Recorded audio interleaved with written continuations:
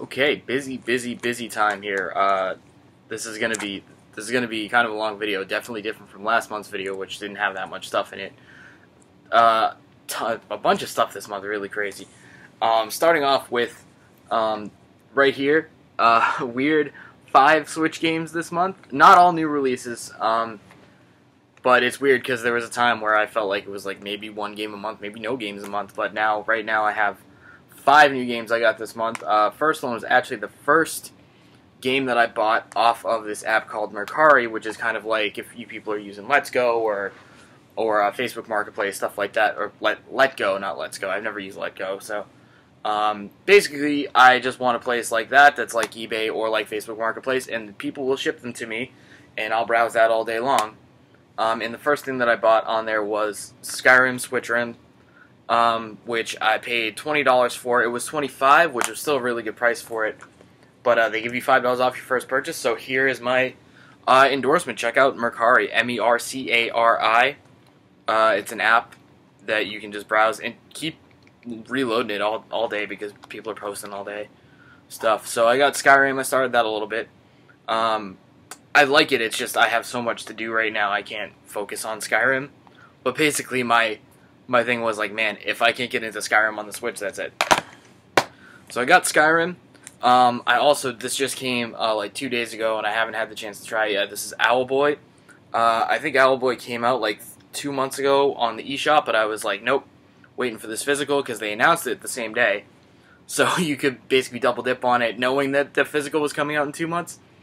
Or you could be like me and be like, you know what, I'll tide myself over. I will wait, get this physical, and I'm really looking forward to it. But I'm very, very, very busy, especially with this one right here. Runner 3, which I had to go to Best Buy to get this, because Amazon, long story short, basically, Best Buy is canceling the GCU, so my, luckily, 22 months or whatever that I have left of it, will continue to go, but I won't be able to renew it after that 2 years. And Amazon, almost in a response to that, almost like there's, like, behind-the-scenes buddy-buddy about it, Amazon's getting really, really shitty about the thing that I use them for the most, which is to pre-order games to get the 20% off discount. What happened with Runner 3, I'd had this pre-ordered since it went up on Amazon, and lo and behold, the day it came out, I was expecting it. I checked my credit card, I checked the order that I never got a shipping confirmation, anything like that, and they had just canceled it. I knew it was there because I'd seen it 100 times when I went to check what games I had pre-ordered. So I went to Best Buy right away, and was like, hey, I got this now.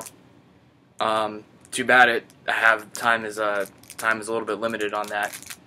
But Runner 3 has been great. It's goofy, it's crazy, it's really hard, really, really hard. And like all these Nicalis releases, it comes with great stuff in it. This little Commander Video keychain thingy that lights up, which is awesome. Mini soundtrack and a great manual too. So there's Runner 3 for you. I've been playing this. I basically play like 1 or 2 levels at a time because it's so freaking hard. But I really like it because it's the type of platforming that I really like. The level will take 3 minutes to play in one run, but you'll have to play it for 40 minutes to learn it, depending on how hard it is. And I'm still in the second world in there. And then just yesterday, I got these 2 games. Super Rare Games is basically a British equivalent of Limited Run, which is great because now I have to follow two game companies printing games that I want to have on physical and give them my money all the time. I hadn't even bought these when they released them, but I did get their 3rd game that's coming out. That's 3,000 copies that they put up on Wednesday, Shelter Generation, so I'll have that at some point. But in the meantime, I did just get these 2, and I haven't played either of them, of course. Human Fall Flat, which is crazy physics, like just adventuring, I guess, walking around trying to deal with the physics, and Flame in the Flood, which is like strategy, adventure, cool stuff. Both of them. This one has some critical acclaim behind it, which is really awesome. So I'm looking forward to playing both of those. But like I said, a lot of games for the Switch, which has not really been happening a lot lately. Couple PSP games. This one's not too exciting, but I eventually realized I had like almost no versions of the show. I had a Vita one. I had the MLB 17, and I was like, you know what? I want the David Ortiz one because David Ortiz was on it the first year. So MLB 06, the show on the PSP, which is a good way to have it, I think. We used to buy the game every year until it became too difficult for my dad and I to actually make time to play it. So that's good. This was a great replacement for the MVP baseball that we lost. Because I keep buying Need for Speed games and hanging on to them. Need for Speed Carbon, Own the City. All the PSP ones seem to be really good, or at least about as good on the PSP as their console versions are on their console, so Carbon being supposed to be a really good one. And this one here, a good PSP equivalent.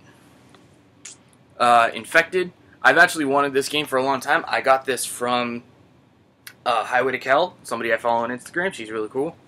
And puts up a lot of stuff on claim sales all the time. Infected, I basically have wanted this for a long time because it's made by Planet Moon. And I love Planet Moon, and they only really developed a handful of games in their time, including Giant Citizen Kabuto and Armed and Dangerous for the Xbox. They love to make Scottish characters, but they do have a great sense of humor overall. It's really funny. It's just really weird that they always make people sound Scottish in their games. It's like Mike Myers is a freaking developer and everything. And then one more, I still really need to get to the series as a whole, but even these PSP ones are supposed to be really good for Syphon Filter, and so I had Logan Shadow, and now I have Dark Mirror 2. Awesome. What's next? Actually, I have cartridge stuff, which is weird. I never have cartridge stuff anymore. One NES game, and it's funny too, because this totally happened by chance, but I got last month, Bart versus the Space Mutants for the NES, and this month I happened to come upon Bart versus the World for the NES too. They're not great games, but I love the Simpsons, and it's kind of a funny, like, I didn't pay very much for it. I found it at a thrift store. I'll grab it. This game, though, I've actually wanted for a really long time and never seen it, and it's tough to read the label here. But this is a golf game by Bulletproof, who did, I think, at least a couple other games. I think the Pebble Beach one. But this is Wicked 18, and it's not like it's supposed to be a great golf game or anything like that, but I really love this sort of artistic trope of golf courses. I have, like, art books and stuff that I've read that are on this, like, concept, and it's really, really interesting to look at. Golf courses that are just painfully hard, and you can just tell by looking at them, like, it's a weird, like, surreal thing to look at. And knowing that this game existed, that's exactly what this is. In Japan, it's called Devil's Course. And for that reason, I just wanted to have this, so I paid like $7 for it online. And glad to finally have it. And, man, a couple of Game Boy Advance games, which is really weird. I have not bought a lot of Game Boy Advance games lately. But just now, I just added these two, the two Spyro games, Season of Ice and Season of Flame, which are supposed to be pretty good. If nothing, they have that same following that Spyro has in general. And I've never played them, so that's cool. The Dr. Mario Puzzle League combo cart, and honestly, you'd think that I really don't need this, but just the fact that I do love Puzzle League so much, Pokemon Puzzle League especially, on the N64, I was like, yes, I do want this. So I got that. And two baseball games, actually, for the Game Boy Advance. This one here is really interesting. It has a really generic name. It's called Baseball Advance, and it's a member of the Greatest 9 series that they have in Japan. They had it on Saturn a lot, and so it's developed by Sega. And it looks like shovelware over here because it's published by THQ, and it's just called Baseball Advance. That's literally what it's called. But it's really crazy. It has a full MLB license, and it's got really, really great-looking graphics, like really impressive for the Game Boy Advance type graphics.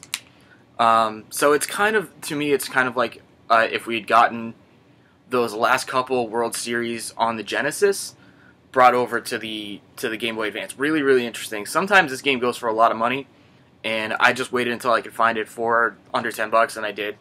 So I'm really glad to have this. It's really, really cool if you want to go check it out. I'm really interested in stuff like that when developers can take something as mundane as a baseball game that people don't really pay attention to, and make something that kind of pushes the system it's on really, really well. Sometimes those are the technological, like, maypoles of the system, is stuff like that people don't really pay attention to. And I also, just on that note, I also got Crushed Baseball, which is more of a weird arcadey baseball game. It's not that great, but it has all that weird stuff going on, power-ups and things. No license here, but, kind of cool. I always, I like baseball games, stuff like that, so I grabbed that too while I was thinking about Baseball Advance.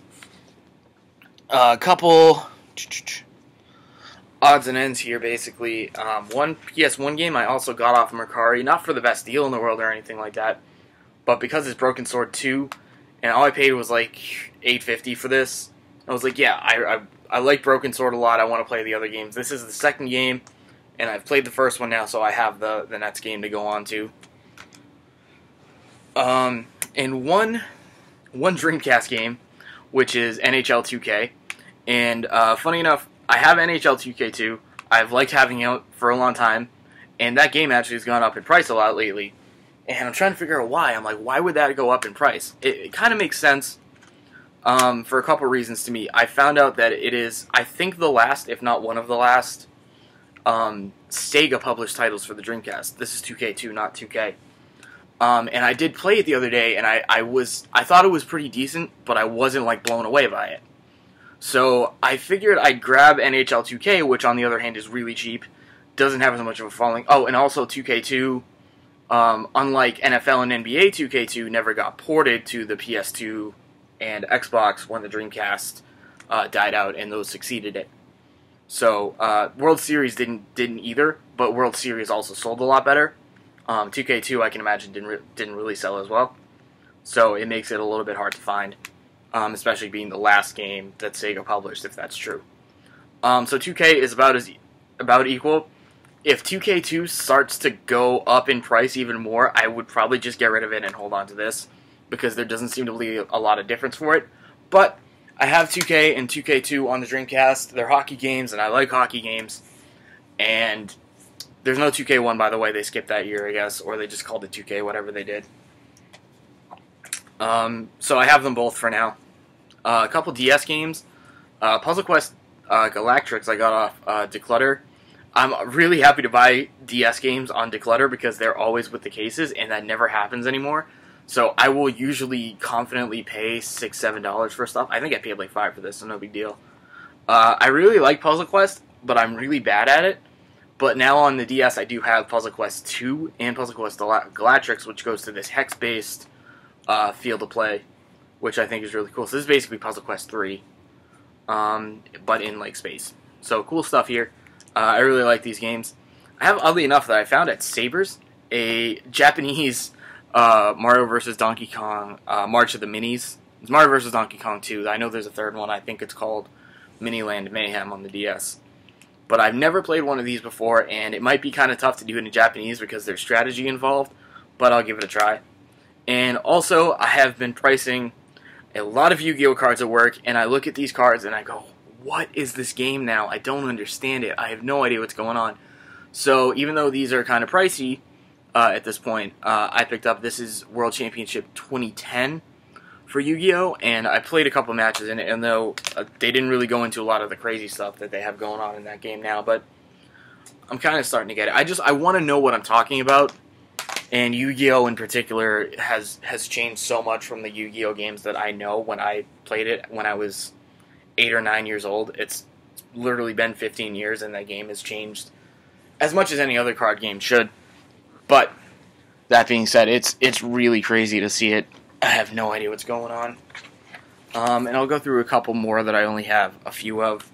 NHL 2K9 for the PS3. As soon as we got Rick Nash onto the Bruins for the rest of the year, which didn't pan out, I wanted this because I love Rick Nash. I've always really liked him. He started out his career, as you can see, playing for expansion team with nowhere to go in Columbus, and always was kind of the focal point of that team. Then he went to the Rangers and failed in the Stanley Cup Finals. They got beat by LA, I think it was, a couple years ago. And I've always really liked him. So on that team, I was really rooting for the Rangers because I have a friend who is a big Rangers fan, and also, I like Rick Nash. When he got traded here, a lot of Rangers fans I heard said, "Well, good luck with that guy because he doesn't do anything in the playoffs." And I went, "Okay, he's not gonna be the focal point of this team. He's a piece. He's a rental piece." I'm gonna talk about hockey for like the next minute or so. And then I thought he did good towards the end of the regular season, and he didn't really show up on the stat sheet in the 2 rounds of the playoffs. I think in the first game against Tampa Bay, which was the best they looked pretty much the whole playoffs, I think he got at least one or two goals. I think he was on the score sheet for that. But a lot of people are pointing fingers at Rick Nash for being, not the guy that we wanted to get, being too old and everything. And I'm like, it wasn't about him. I like Rick Nash. He was a piece. He wasn't the focal point. So I very apologetically, I like Rick Nash. I don't blame him for the Bruins losing this season. It broke my heart and everything, but you could kind of tell they didn't deserve to win, and he was not the reason why. Good for you, Rick Nash. I hope you go somewhere good next season. Weird to see me buying a Wii U game, but I did. I just noticed that this game has been getting a little bit expensive lately, and seeing as how I didn't have it, even though I don't really care, I figured I'd grab it before it got too expensive while I still had the chance. FIFA 13. 2 Wii games, both of which are Marvel games. The Spider-Man one, the Spider-Man games you always see kind of expensive on other systems, PS3 and 360 especially.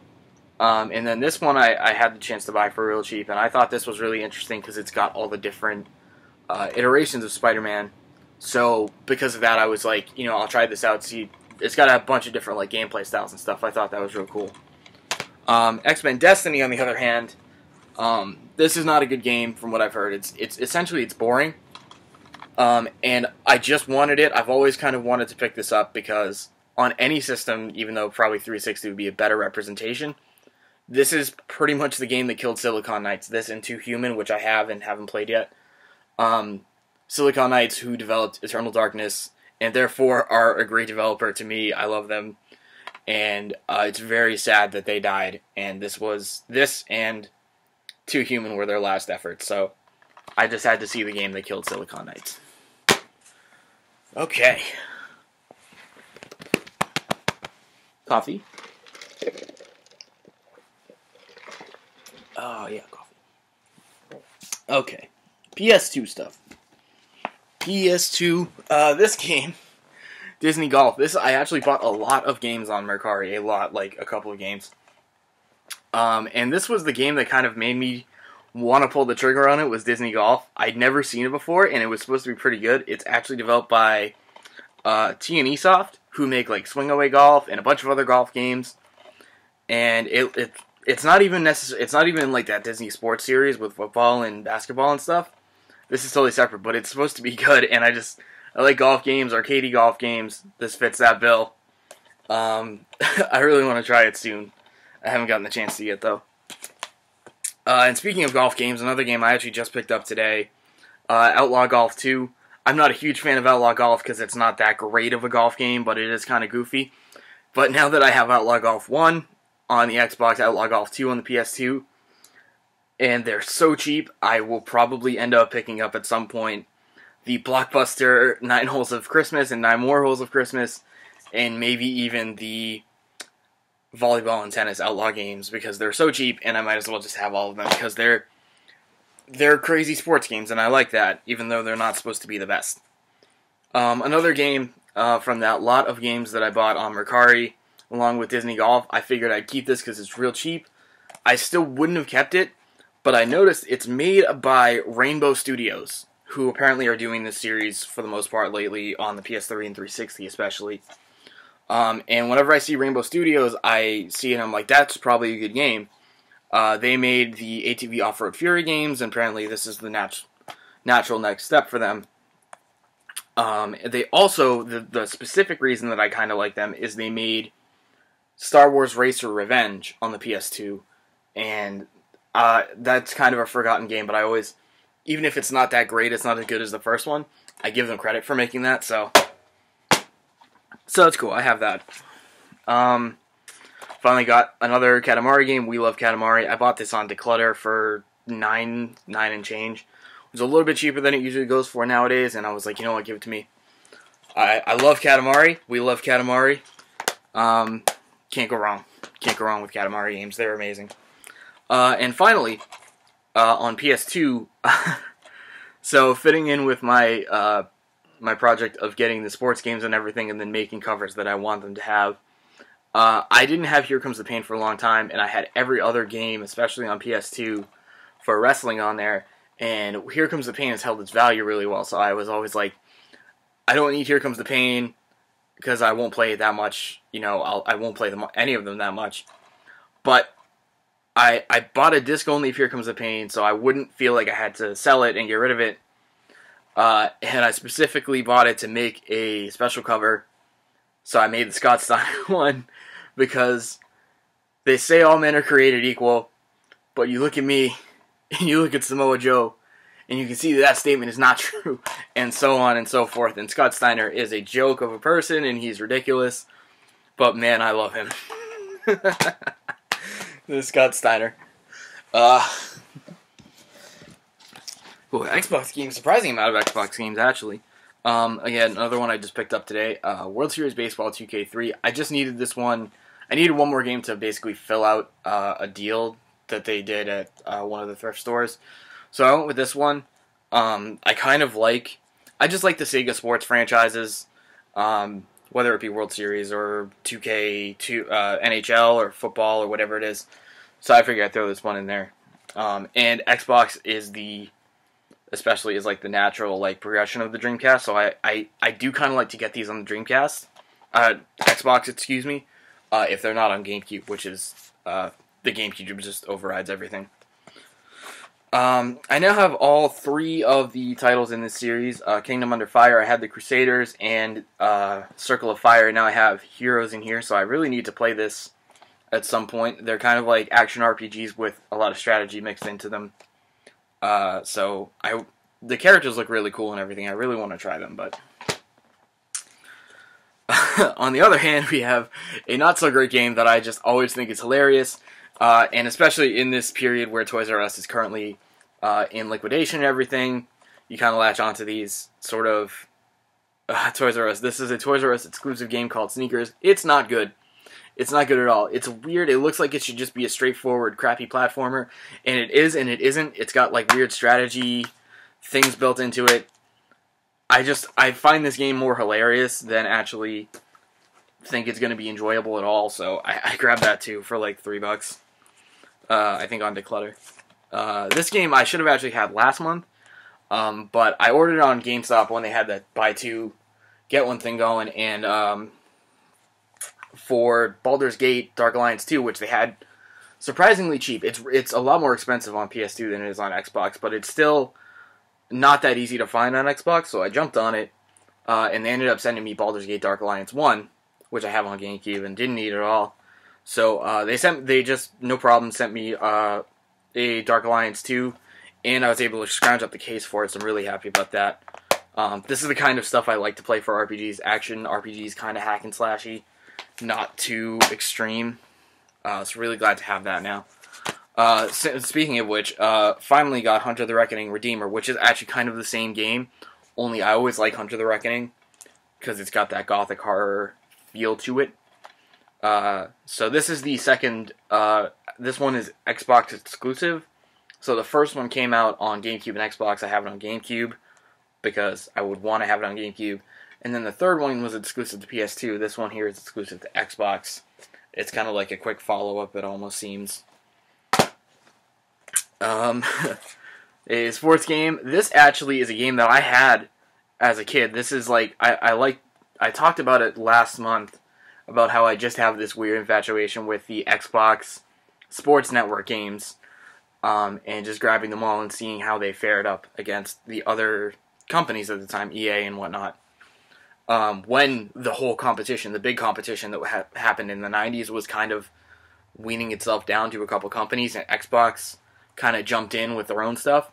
So this, of course, has Shaq on it, and it's not just that it has Shaq on it, it's the fact that I did actually play this a lot when I was a kid, along with NBA Street Volume 2, when I thought I really liked basketball. And I think it was because the game was very different at the time, professionally, so I tried to watch some basketball in the playoffs a couple days ago, and I couldn't get into it just the way that they play now. But in general, like, basketball has always kind of been further down for sports for me anyway. And then finally, Unreal Championship 2 is one of my favorite games on the Xbox, and I always felt like I should just try the first one of them, just to see how different it was. I love Unreal in general. Anytime it comes to a console, I pretty much make an effort to pick it up.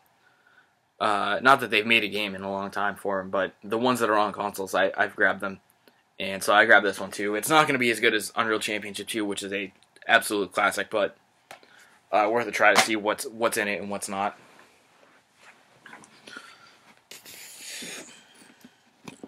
So I'm going to do PS4 last. I have a couple 360 games here. I don't know what it is, but I always feel like I really like Test Drive, even though I rarely ever play the driving games that I pick up. Excuse me. And so this is Test Drive Unlimited, which is sort of their open world, but still very arcadey foray into kind of rebooting themselves for the 360 generation. And I don't think they've had one since Unlimited 2. So even though those games are supposed to be really good, they can't really compete. This game looks like complete shovelware garbage, but there's a lot of games that look like that. This one supposedly is pretty good. This is Frontline's Fuel of War. And I keep seeing, like, so many of these games, and I think, like, are any of these games good? Turning Point, Fall of Liberty, Darkest of Days, Enemy Front, stuff like that. I always want to know if any of them, like, shine through, and apparently this is the one that kind of shines through. Has a lot of vehicle stuff in it, which I think is cool. But yeah, all those Modern Warfare ripoffs, this is apparently a decent one. It's still really, really cheap, so I grabbed it. None of the other ones are, apparently. But yeah, that's cool. Skate 3, I now have Skate 1, Skate It, and Skate 3. I don't have Skate 2, but whatever. I think Jason Lee is in this one. I just found that out the other day. Because I'd had it before, and I remembered that somewhere recently. But yeah, Skate 3 now. Really cool. I love the skate games, but I really need to actually play them while I'm not in a Tony Hawk mode. Wait 1 second. Cool. No worries. Yeah. Hopefully next month when I shoot a video, I will be in my own apartment. I'm just in a different room than I usually am. Really, really trying to get an apartment though. Hopefully we'll do that soon.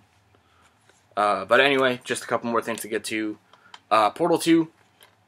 Supposed to be one of the best games on the 360 PS3 of that whole era, and I don't doubt it at all. I just never got it because it's so good, and people had always kind of hung on to it, and it's always floated around $10 to $15, so as soon as I could grab it at less than $10, I kind of did, so finally happened.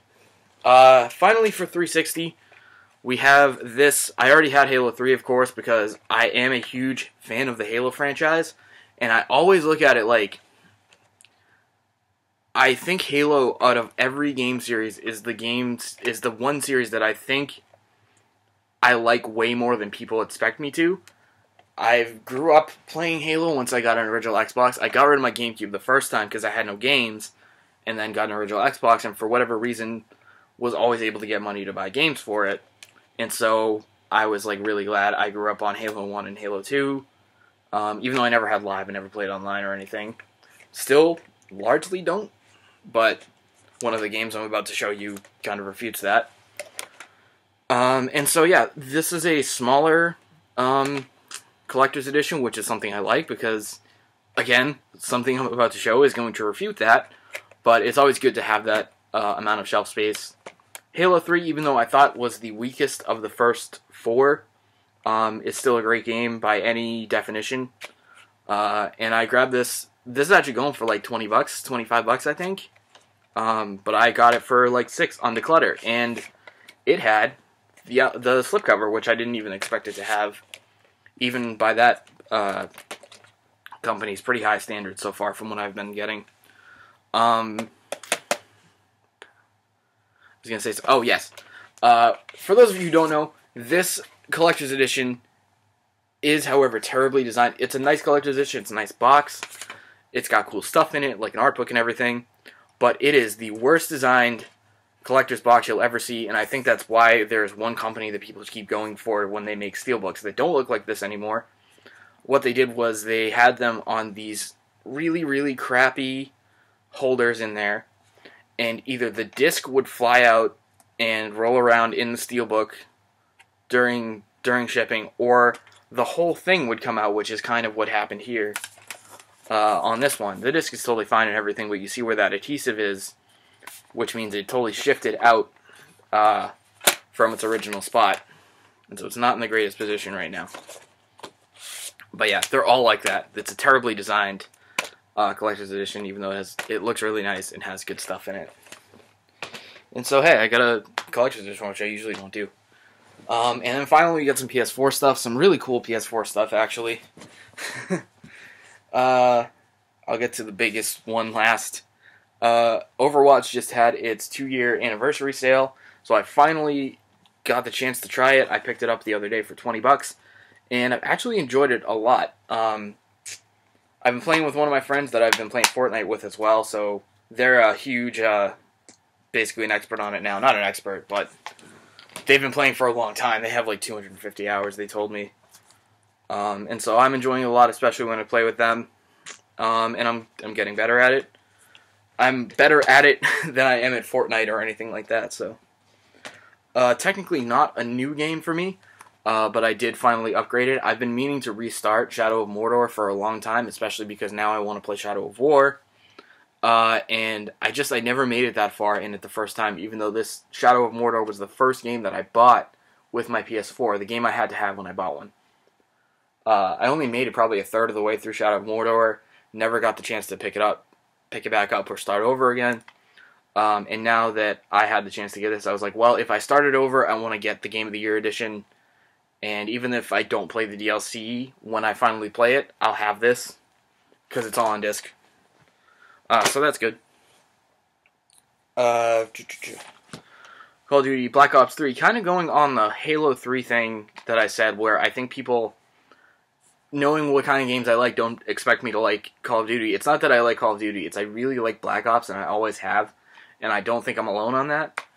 Black Ops has always had the most interesting story, Treyarch has always been the best developer for the series, and so I really had, even though I had no interest in Infinite Warfare, World War II looks like probably not that great. It looks like I love World War II stuff, but they made, I think it was Sledgehammer, it might have been Sledgehammer, but they made it in like the worst way possible. So I'm not that interested in that. Advanced Warfare was cool, but I didn't like play it that quickly after I got it. But Black Ops 3 I'm actually really looking forward to playing and finding out the story. And it really disappoints me that Black Ops 4 isn't going to have a story. It's going to be all multiplayer and everything. It's just the laziest looking thing to me, but whatever, there's other stuff to do. I just got this yesterday too. I actually got this off of Newegg thanks to a post from Cheap Ass Gamer, which is a very helpful website, by the way.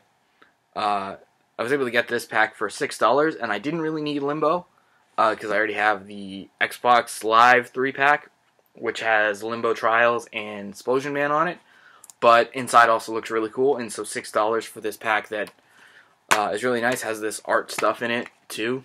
Really good deal. $6, free shipping and everything. And finally, this actually has its kind of a story behind it.